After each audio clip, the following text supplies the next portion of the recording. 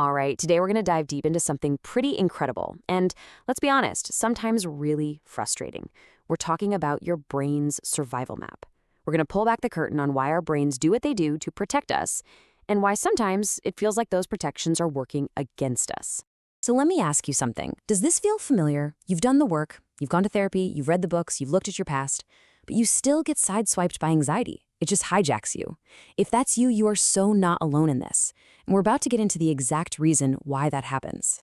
This is such a powerful idea, and it's really the key to everything we're about to discuss. It means that none of us are looking out at the world through a clear window. We're all looking through a lens that's been shaped by our own unique experiences, our own history, basically by a survival map our brain drew a long, long time ago.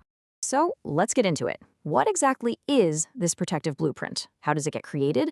And why is it still running the show today, even when we consciously, desperately want to feel and act differently? Okay, think of this like the original operating system for your brain. It was coded way back in your earliest relationships, and its only job was to predict what would keep you safe. So if that map taught you, hey, getting close to someone means they'll leave, or trusting someone means you'll get hurt, then your brain keeps running that exact program today, totally automatically, underneath your conscious radar. And this is where the real battle happens inside your brain. You've got two parts in a constant tug of war. First, there's your amygdala. It's like a super sensitive smoke detector. It's fast, it's emotional, and its only job is to scream fire based on that old map. Then you have your prefrontal cortex, the PFC. That's your slow, logical, rational brain.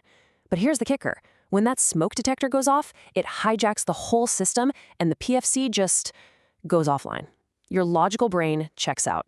And that is why you can't just logic your way out of a panic attack. So this whole internal conflict can leave us feeling completely stuck, right? Blocked. But what if I told you that that feeling of resistance isn't a flaw? What if it's actually a really smart, protective design?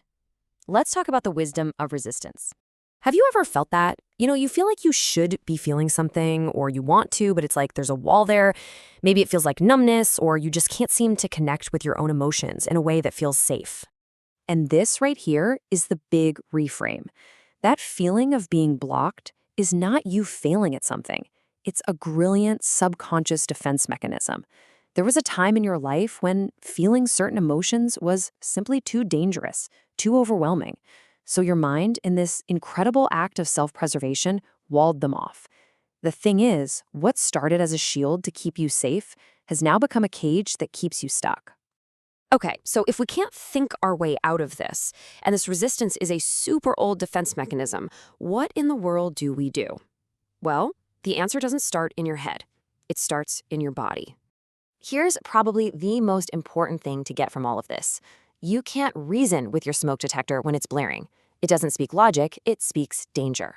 The only way to calm it down is through what we call bottom-up regulation. You have to send safety signals from your body up to your brain to let it know the fire is out. And this is what it feels like when that alarm is blaring. Hyperarousal. Your system is flooded. It's that feeling of anxiety, of panic, of just being totally overwhelmed.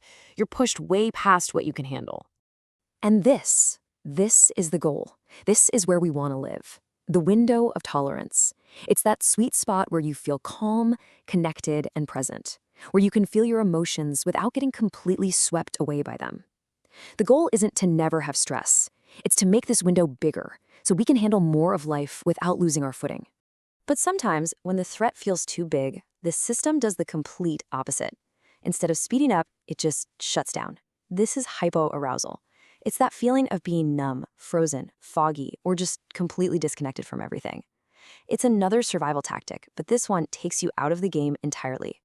Okay, so theory is great, but how do we actually do this? How do we practice this bottom-up regulation and stay in that window of tolerance? Let's get really practical. I'm going to give you two incredibly simple but powerful tools to start rewiring your nervous system.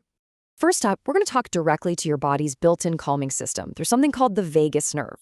It's simple. You're going to breathe in through your nose for a count of 4, and then breathe out slowly through your mouth for a count of 8. And the real magic here, the secret sauce, is that long exhale. That slow, extended exhale is literally sending a message to your brain that says, hey, we're safe. You can stand down. All right, tool number 2. is all about bringing that smart, logical part of your brain, the PFC, back online. When you feel that wave of anxiety starting, the first thing you do is just pause. Then you're going to name what's happening. But, and this is so important, you name the physical sensation, not the story. So instead of, I'm so anxious, you say, I notice my jaws clenching, or I feel heat in my chest. That tiny act of just noticing and naming the physical fact brings your thinking brain back into the picture and creates a little bit of space between you and the emotion. Now, when you start practicing these tools over and over, something really amazing starts to happen. You're not just coping anymore. You're actually shifting from a life that's run by old survival programs to a life of real, genuine presence. And this is all possible because of an incredible ability our brains have called neuroplasticity. It just means our brains can change. Think of your old anxiety response as a massive 8-lane superhighway. Your brain knows it so well, it takes it automatically. Every time you use one of these new tools, it's like you're building a new, calm little country road. And the more you travel that new road, the more your brain prefers it. And that old superhighway, it just starts to grow over.